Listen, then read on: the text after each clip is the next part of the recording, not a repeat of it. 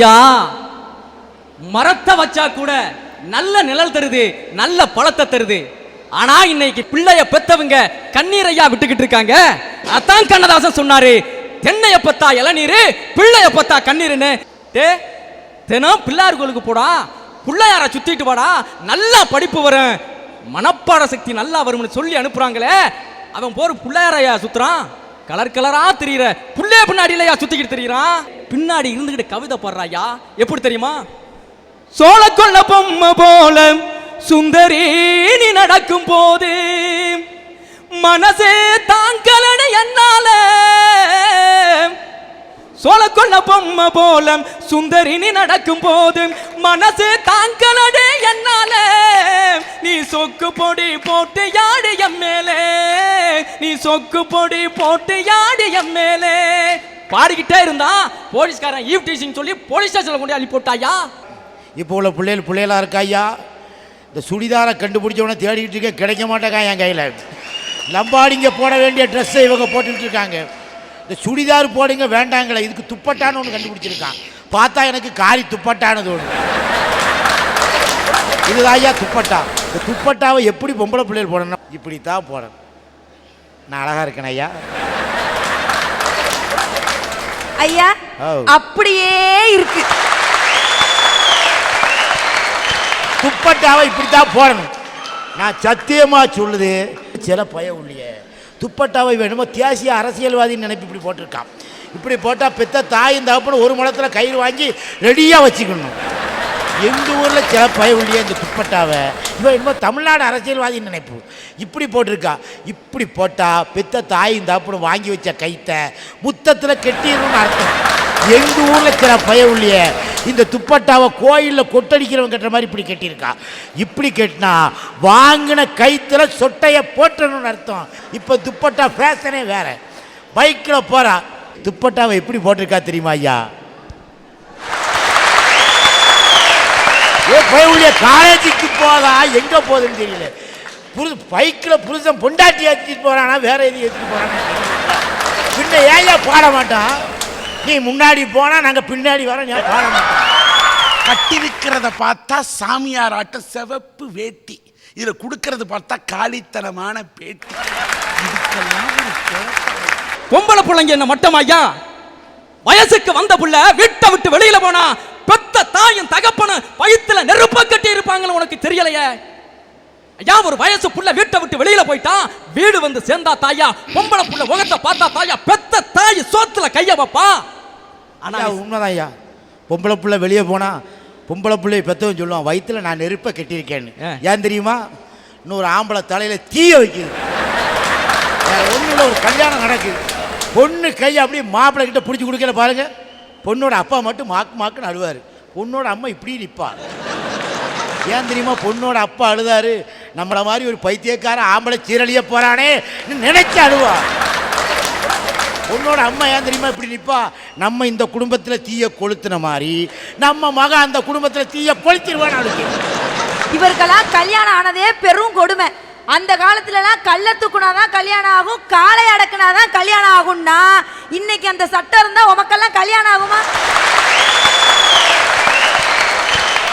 எங்க இளைஞர்கள்லாம் எங்க ஆண்கள்லாம் சாதாரண ஆள் கிடையாது. காளையை மட்டும் இல்ல, சிங்கத்தின் பிடரி மேரியே பிடித்த ஆட்ட தெரியும். கண்ணெண்ணக்கல் இமயமலையை புரட்டுவாங்க எங்க ஆம்பளை. நாங்க கல்லை தூக்குறோம் ஐயா, காளை அடக்குறோம். நீங்க அம்மியில வச்சு சட்னி அரைக்க தயாரா, ஆட்டோல வச்சு மாவாட்ட தயாரா? அது செஞ்சா நாங்க செய்வோம்.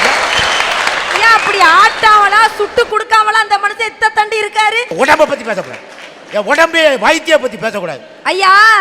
உண்மையிலேயே சுனாமி எல்லா ஊர்லயும் வந்துச்சு, திருச்செந்தூர்ல மட்டும் வரல. ஏன்னு தெரியுமா? அன்னைக்கு இவர் சட்டையை கட்டிட்டு படுத்திருந்திருக்காரு. விவேகானந்தர் பாறையை விட பெரிய பாறை ஒண்ணு கடக்கடோன்னு ஓடிடுச்சு. ஐயா தயவு செஞ்சு என் வயிற்றை பத்தி பேசக்கூடாது. நான் என்ன இறக்கி வச்சுட்டா வர முடியும்? பஸ்ஸில் போனா லக்கேஜ் கேட்கா. என் வீட்டுக்காரி வரையில் 60 கிலோ ஐயா, 60 கிலோ செண்டு மாதிரி வந்தா. ஆட்ட முடியல, அரைக்க முடியலன்னு சொன்னேன். ஒரு மிக்சியும் கிரைண்டர் வாங்கி கொடுத்து 20 கிலோ கூட்டிட்டா ஐயா. 60 20 ஆமா, அடுத்த முன்னாடி 9 எந்தி 120 கிலோ இருக்கா. அவளை வச்சு நான் என்னையா செய்ய முடியும்? என்னமோ இவர் தான் பொம்பளைய வச்சு சகிச்சுக்க முடியாதுன்னு சொல்றாங்களே, பொம்பளைங்க சகிச்சுக்கல, ஆம்பளைங்க சாப்பிடுற கொடூரத்தை பார்த்துருக்கீங்களா நீங்க? சில பேர் தாங்க புட்டு திம்பாங்க, சில பேர் ஜேசிபி மிஷின் மண்ணள்ளி கவுற மாதிரி அள்ளி கவுவாங்க. அந்த கொடூரத்தை பார்க்கிறோமே. தூங்கும் போது பார்த்திருக்கீங்களா? இந்த மனுஷன் தூங்குனாருன்னு வச்சுக்கோங்க, வயிறு கார குடிக்கும், மேல தேவக்கோட்டைக்கும் போயிட்டு போயிட்டு போயிட்டு போயிட்டு வருமே. அந்த கொடூரத்தை நாங்க பார்த்துக்கிட்டு இல்லையாங்க? நான் கேட்க எந்த வீட்டில் எந்த பொம்பளை சமையல் பண்ணிட்டு இருக்கியே, இந்த குக்கர் ஒன்று கண்டுபிடிச்சிருக்கான், அது மேலே மாட்ட வேண்டியது. அது விசில் அடிச்சோன்னா இதோ வந்துட்டேங்க வீட்டுக்காரி.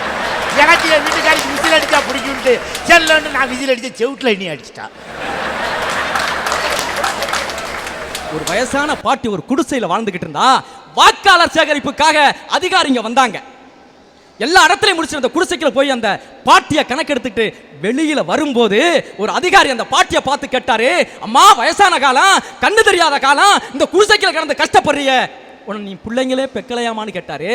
ஐயா அந்த பாருங்க, அதுதான் அந்த மாடி வீடு தான் என் மூத்த மையன். இங்க பாருங்க, அந்த தெரியுற மாடி வீடு தான் என் சின்ன மையன். என்னம்மா சொல்ற? உன் மயங்கெல்லாம் கோடீஸ்வரனா இருக்கும்போது நீ ஏன் இந்த குடிசைக்குள்ள கிடந்து கஷ்டப்படுற? உன் பிள்ளைகளோட சேர்ந்து இருக்க கூடாதான்னு கேட்டாங்க. அந்த பாட்டி சொன்னா, சேர்ந்து தாயா இருந்தேன், அவங்களோட சேர்ந்து தாயா இருந்தேன். ஒரு நாள் என் பிள்ளைய என் பக்கத்தில் வந்து, அம்மா நீ சோத்தை சிந்திக்கிட்டு சாப்பிட்றதையும் வாணி வடிச்சுக்கிட்டு சாப்பிட்றதையும் பிள்ளைய பார்த்தா அசிங்கப்படுது, உன்னைன்னா நான் முதியோர் இல்லத்தில் கொண்டு போய் விட்டுறவாமான்னு கேட்டாங்க. நான் கேட்டேன், உங்களுக்கு வேணா கௌரவமா அது முதியோர் இல்லமா இருக்கலாம், என்ன பொறுத்தவள அது அநாத விடுதியா? அநாத விடுதி. ஒன்னே ஒன்று சொல்றையா, நாளையில இருந்து உங்க வீட்டில் நான் இருக்க மாட்டேன்.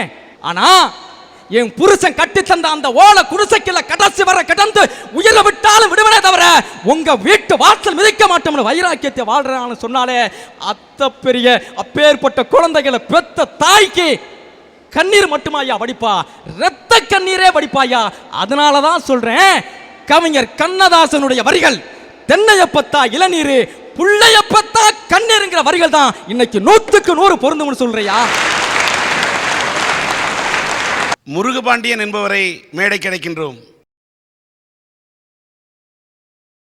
நீங்க இப்ப மேடையில் பார்க்கக்கூடிய இந்த முருகபாண்டியன், இவருடைய தந்தையார் பெயர் கணேசன். இவர் சீனமங்கலத்தை சேர்ந்தவர்.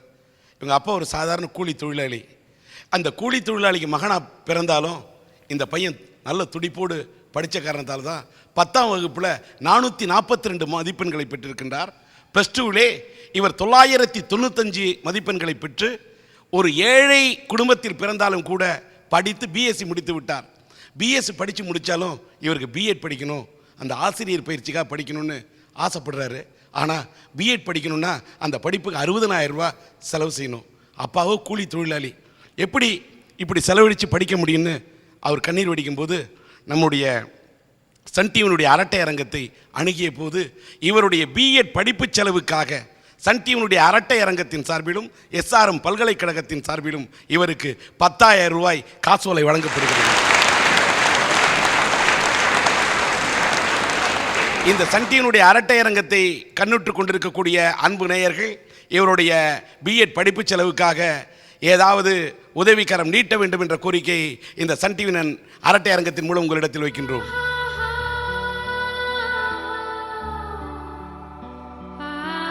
இங்கே சன் டிவியினுடைய அரட்டை அரங்கத்தை கண்டுகளித்த இந்த நேயர்கள் வழங்கிய 5,500 ரூபாயும் சேர்த்து மொத்தம் 15,500 ரூபாய் இவருடைய படிப்பு செலவுக்காக வழங்கப்பட்டிருக்கிறது. அதற்கு உங்களுக்கு எங்களுடைய மனமார்ந்த நன்றிகள் கூடி. இளைஞர்கள்ட்ட நிறைய திறமை இருக்கு, நான் இல்லைன்னு சொல்ல, ஆனா தன்னம்பிக்கை தான் இல்லைன்னு சொல்றேன். ஒன்றும் இல்லைங்க, இன்னைக்கு ஒரு பொண்ணு தான் குடும்ப கஷ்டத்தை நினைச்சு கஷ்டப்பட்டு படிக்கிறா, நல்ல மார்க் வாங்குறா, அண்ணா யூனிவர்சிட்டியில ஃப்ரீ சீட்டா இன்ஜினியரிங் காலேஜில் போய் உட்கார்றா. ஈவ்டீசிங்னு ஒரு பிரச்சனைங்க, ஈவ்டீசிங்கிறது ஒரு பிரச்சனை தான், இல்லைன்னு சொல்ல. அதுக்காக சூசைட் பண்ணிக்கிட்டு தான் லைஃபே ஸ்பாயில் பண்ணிட்டா. இன்னைக்கு இப்படி இருக்காங்க பொண்கள். இன்னைக்கு இளைஞர்களை பார்த்து நான் ஒன்று கேட்குறேன், ஏங்க உங்களுக்கு அந்த படிப்பு மேலே இருக்கிற வெறி, அந்த படிப்பு மேலே இருக்க நம்பிக்கை, படிப்பு மேலே வச்சிருந்த லட்சியம் ஏங்க உங்க வாழ்க்கை மேலே இல்லாம போச்சு? இறப்பதற்கு ஒரு நொடி துணிச்சல் போதும், ஆனா இந்த சமுதாயத்தில் வாழ்வதற்கு ஒவ்வொரு நொடியும் துணிச்சல் வேணும் இன்னைக்கு நம்ம இளைஞர்களுக்கு. அதனாலதான் சொல்றேன், கண்ணதாசனோட பாடல் வரிகள்லயே வாழ நினைத்தால் வாழலாம், வழியா இல்லை இந்த பூமியில். இதுதாங்க இன்னைக்கு சமுதாயத்துக்கு பொருந்தக்கூடியது. ஆம்பளைங்க எவ்வளோதான் கஷ்டப்பட வேண்டியதா இருக்கு. லைசன்ஸ் இல்லைன்னா டிராஃபிக் போலீஸு ரொம்ப கொடுமைப்படுத்துறா சார். கொத்து பட்டா போடுவா தெரியுமா, அது மாதிரி குமரி நொங்க எடுத்து விடுவாங்க.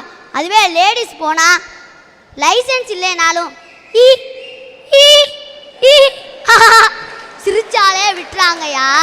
தம்பி பயக இன்னைக்கு சரக்கு அடிச்சிட்டு லைசன்ஸ் இல்லாம போய் காசை கொடுத்து கரெக்ட் பண்றீங்களே, அது போய் தப்பு இல்லையா? அக்கா நாங்களாவது காசு கொடுத்துதான் எஸ்கேப் ஆகுறோம், நீங்க கண்ணடிச்சா எஸ்கேப் ஆகுறீங்கக்கா. திரைக்கடல் ஓடியும் திரவியம் தேடுன்னு சொல்லுவாங்கய்யா. கஷ்டப்பட்டு வெளிநாட்டில் நொந்து நூடுல்ஸ் ஆகிட்டு இருப்பான், ஆனால் அத்தனை பட்ட நூடுல்ஸ் இங்கே கூலாக உட்காந்து சாப்பிட்டுக்கிட்டு இருப்பா அவளோட பொஞ்சாதி. 5 லட்சம் அனுப்பிடுவான். அந்த 5 லட்சம் காசு கிடையாது, ஒருவருடைய ஆண்மகனுடைய ரத்த துளிகள். மீதி கேட்பான் கொஞ்ச நாள் ஆன பிறகு, என்னம்மா மீதி எத்தனை லட்சம் இருக்குன்னு கேட்பான். அவளும் சொல்வா 3 லட்சம் இருக்குன்னு சொல்வா. உல்லாசில சந்தோஷத்தோட உள்நாட்டுக்கு வருவான். அந்த 3 லட்சத்தை எடுத்து காட்டுமான்னு சொல்லுவான். 3 லட்சம் இருக்கு, 3 லட்சம் கடன்ல தான் இருக்குன்னு சொல்லுவான். இதாயா ஆண்கள் நிலைமை. என் ஹஸ்பண்ட் ஃபாரின்லேருந்து எனக்கு பணம் அனுப்பி விட்டாருன்னா நான் அதை வச்சுட்டு பிச்சைக்கார கழுதியாக அழிஞ்சேன்னா சமுதாயம் என்ன பேசுவோம்? அவன் கொடுக்குறான் கஷ்டப்பட்டு, இவன் எங்கே வைக்கிறாளோ தெரியலன்னு தானே சொல்லும். அதனால தான் நாங்கள் ஆடம்பரமாக அலையிறோம்ப்பா. அதுக்கு தலையில இருந்து காலில் வர நகை போட்டிருந்தா வேர்த்தவன் ஆட்டையை போட்டுட்டு போக மாட்டானா? ஐயா இப்பனா சொத்து பொதுவா யார் பேர்ல இருக்கு? கணவன் பேர்லையா மனைவி பேர்லையா? மனைவி பேர்ல தாயா. கணவன் கஷ்டப்பட்டு சம்பாரிச்சு ராத்திரியும் பகலும் பார்க்காம தன்னுடைய சொத்தை ஒய்ஃப் பேர்ல தாயா எழுதி வைப்பான். ஐயா ஆம்பளைங்க பேர்ல சொத்து எழுதி வச்சாதான் சைத்தான் சைலண்டா இருந்துக்குது தெரியுது. இதுக்கு தாயா ஐயா ஏன் தெரியுமா ஆம்பளைங்க பேர்ல சொத்து எழுதி வைக்கிறது இல்ல? உடனடியா அடகு வச்சு குடிச்சு குட்டிச்சவராக்கிறாங்க. எதுக்கு உங்களுக்கு சொத்து? நாங்க தாயா உங்களுக்கு சொத்து, இதுக்கு மேலையுமா உங்களுக்கு சொத்து ஐயா ஒரு நாள் நல்லா கொரட்டை விட்டு தூங்கிக்கிட்டு இருந்தேன். திடீர்னு தேவர்கள் வந்து நின்றாங்க. தம்பி நீ நல்ல பையனா இருக்க, உனக்கு என்னடா வர வேணும்னு கேட்டாங்க. நானும் இதுதான் சந்தர்ப்பம், ஆம்பளையா இருந்து ரொம்ப நொந்து போயிட்டான், என்னை இப்பயே பொம்பளையா மாத்திருங்கன்னு சொன்னேன். அக்கா அந்த தேவர்கள் சொல்றாங்க, அந்த கூத்து தானே எங்க தேவலோகத்துல நடந்துகிட்டு இருக்கு அப்படின்னு சொன்னாங்க. வாங்க எல்லாரும் ஒன்னா சேர்ந்து போய் பிரம்மா கிட்ட ஸ்ட்ரைக் பண்ணுவான்னு சொன்னா, அக்கா அந்த பிரம்மா சொல்றாரு, இங்கே இந்தாண்டா என்னை ரொம்ப உருவசி படாத பாடுபடுத்துதுங்க, அதை போடா கீழேன்னு சொல்ற.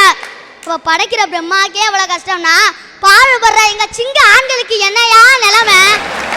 அதுக்கு தான் சொல்ற பிறந்தாலே ஆம்பளையா பிறக்க கூடாது. அந்த கண்ணதாசை எழுதி போனது 100க்கு 100 உண்மை.